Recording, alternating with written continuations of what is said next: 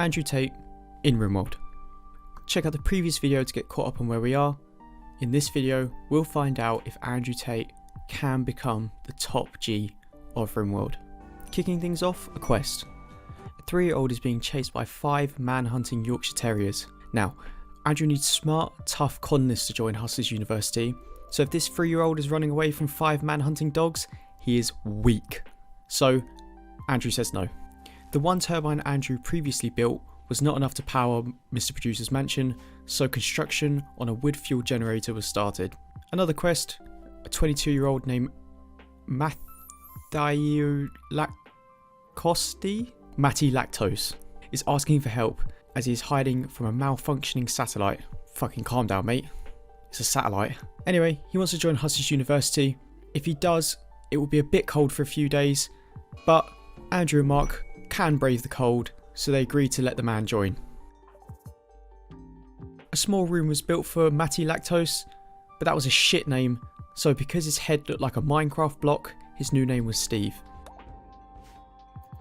Research on the solar panel was finished, and the wind turbine was moved outside to make space for the solar panel. A grizzly bear rocked up and wanted Mark for dinner, so Mark and Steve ran into the base for safety. Somehow, this big fuck-off bear managed to evade most of the traps, and Mark and Steve shit their pants. This bear needed to be gone, so remembering that the bear needed to be attacking someone to set off the traps, Mark went out to piss it off. But the bear was too quick, but luckily just missed him as he squeezed his ass through that door. Mark bent his arrow around the wall and hit the bear, and everyone was safe. For now. Well, not quite. BB could not deal with a cold snap, and unfortunately died from hypothermia. Pathetic. It's only weather. Good thing her weakness showed. Only top Gs can join Hustlers University. Moving on, 2 cats wanted beef. These cats were stupid. Cats don't come inside. The cats weren't the only thing that was stupid, and as you can see, food was not an issue for the time being. Components were needed to carry on expanding Mr. Producer's mansion, so everyone went out on a mining mission. With the newly gathered components, the solar panel was built, and so was the wind turbine. It had been weeks since Andrew had smoked a cigar or had some alcohol, so research on beer brewing began. Mr. Producer's mansion was expanded, however the same stupid mistake of building a room next to the cooler was made, so this room won't be lasting long. Steve pointed out the outer wall being made of wood was a bit silly, so it was upgraded to stone. A mad timber wolf appeared looking for something to eat, and the only thing it ate was 2 wooden spike traps. Mark's dodgy wiring caused an electric fire, and the Sigma males came to trade. Neither they or Andrew had anything to offer. Beer was done researching, and looking at everyone, better weapons were needed, so research on smithing began. The Sigma males came to visit again even though they were just here, nosy bastards, but I take it all back, as a mad hare was on the loose, and they made quick work of deleting it. Now Andrew thought the current base of operations was a bit of a shithole, and wanted a proper mansion, so construction on a massive outer wall was planned out.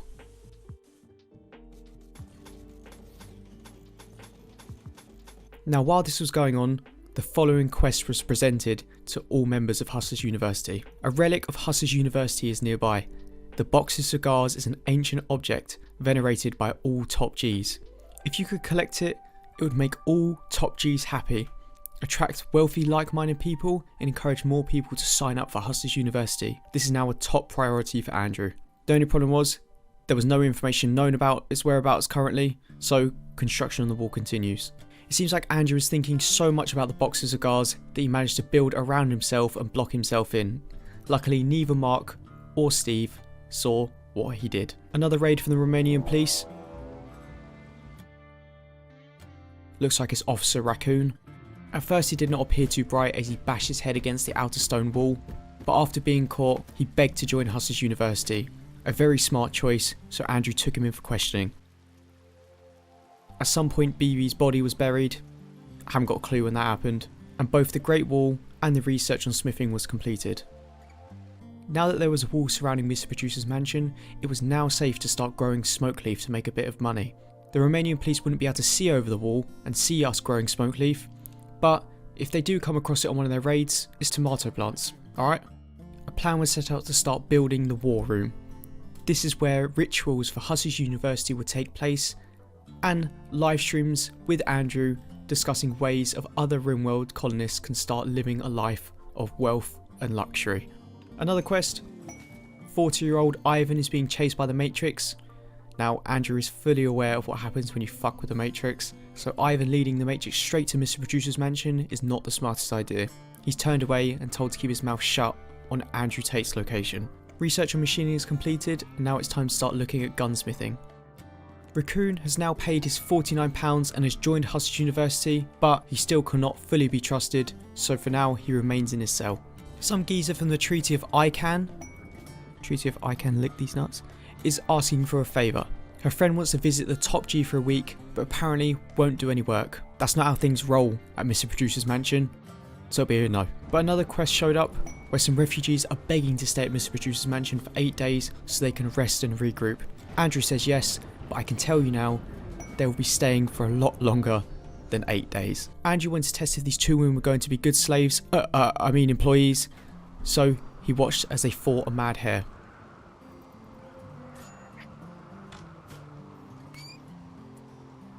Some beggars showed up looking for 71 silver. You're poor. Interesting. Oh, you're broke. Yes, okay.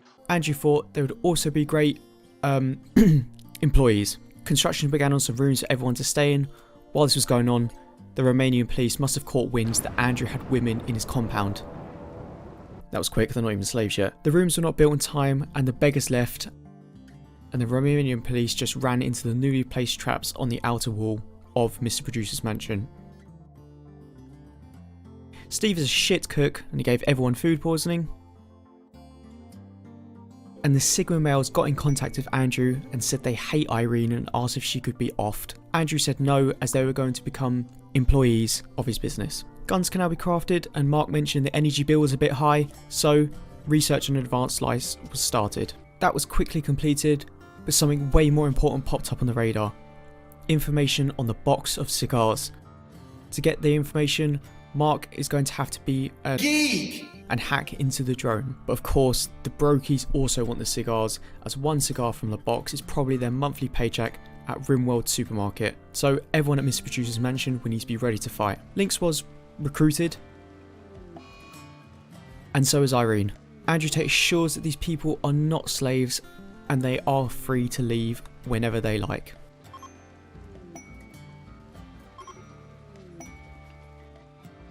Random geezers tried to raid Mr. Producer's mansion, but after one of them ran into a spike trap, the other used his brain and fled the scene. Work continued on the war room, and a floor was planned out along with power. Then a couple of things happened all at once. Gary Woodpecker asked if we could keep an eye on 2 prisoners. Andrew already had 2 prisoners of his own, so he turned this offer down. Shit, I mean 2 employees, not prisoners. I keep getting them words mixed up. Next, we had enough people in Hussey's University to now assign someone to the cameraman role, because Officer Raccoon is trustworthy enough to assist Andrew, Mark and Steve at Mr. Producer's mansion. The feminists showed up and wanted to try and save the 2 women Andrew had as employees, so they attacked. Everyone must have shit in their eyes, as they missed every shot as one of the feminists approached.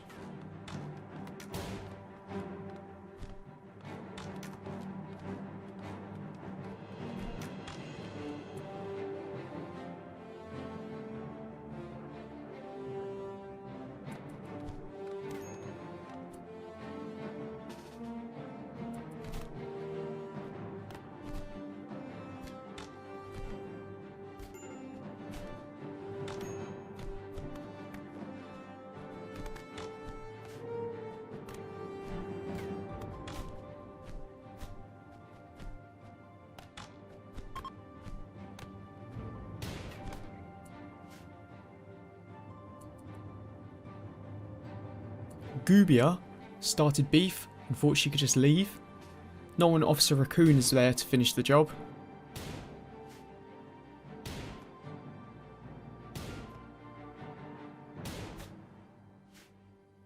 and the members of Hustlers University managed to fight off the attack, but there were 2 casualties. Lynx had her right arm cut off, along with a few stab wounds, and Mark also had stab wounds and his nose had been shattered. There was further fallout from the attack as Steve went into a daze and Officer Raccoon became a fat cunt and went on a food binge. With all the action going on, everyone didn't realise that their stockpile of food was very close to empty, so that would have to be sorted. Another quest about info on the cigar box had popped up, and somehow Irene has access to a shuttle to drop off 3 people to investigate. Well, she fucking kept that quiet. The quest was put on the back burner until Hustlers University was in a better state resource wise. So to get ready, some bolt action rifles were queued to be made. And then a female starfighter pilot named Bowman crashed in a transport pod. Most likely she ejected from her starfighter, and Andrew could have told you that would happen before she took off. She wouldn't be helpful, so she was forgotten about. Now, the time had come for Andrew to become the top G of Hustlers University. Along with this, Mark was given the cameraman role. The mansion was expanded, and then some more refugees wanted to stay at Miss Widow's mansion. Andrew saw an opportunity for more employees, so it was a yes. While the refugees stuck around, they helped fight off some mad squirrels,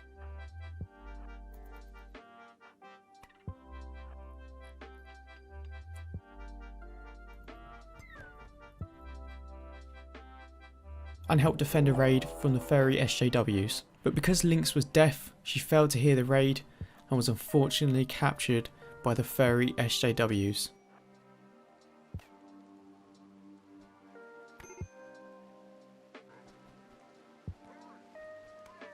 It is what it is.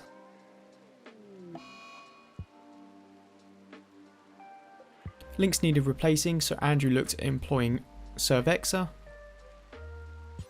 He thought the refugees would be a bit pissed off about this, but they were cool.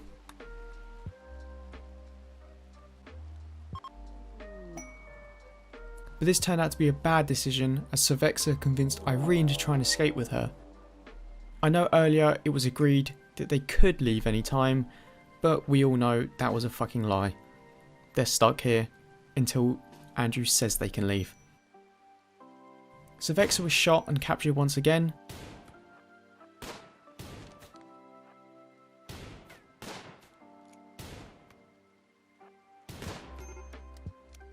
But Irene was not so lucky, as Andrew managed to shoot her head off her shoulders.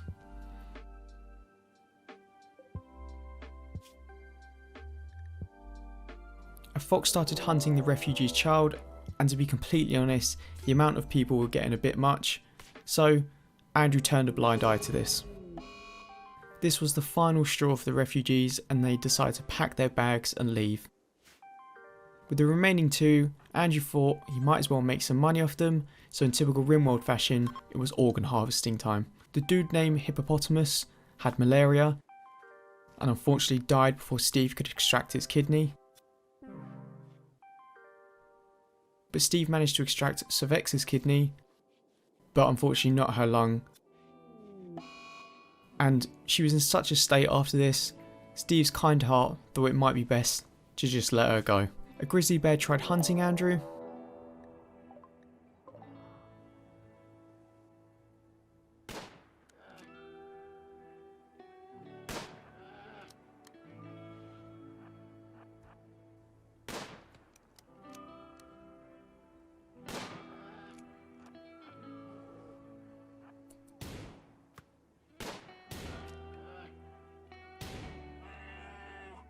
Mood was pretty low, so a Bugatti party was held. And a lot of time had passed since Steve tried to let Cervexas go, and Andrew thought, what the fuck is she still doing here? And got rid of her. A woman wandered into the area. She was a 4 out of 10, so she'll be staying as a wanderer. No, you're a 4. Some more beggars arrived, and Andrew saw this as an opportunity to start growing his business again. But then something happened. A cougar started hunting Andrew. Everyone was too far away to help, so he was left to fight this cougar one-on-one.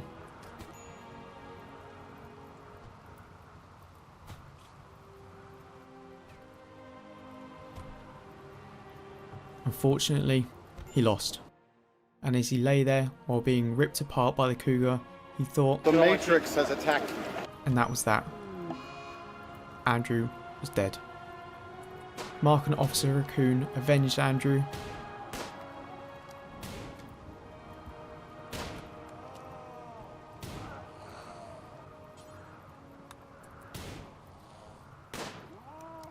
And Officer Raccoon then buried Andrew's body. Funeral was held when Mark said some kind words. And that was that. There was no longer a TAWP G in Rimworld. Well, sorry about that guys. I play on commitment mode, made a mistake, Andrew's dead. That's the end of that. I'll make another video. I'm going to make it in a different style so I can get it out a bit quicker than this one. So keep an eye out for that. Thanks to everyone who left a comment and liked the last video. And if you want to see more from me, feel free to subscribe. Laters.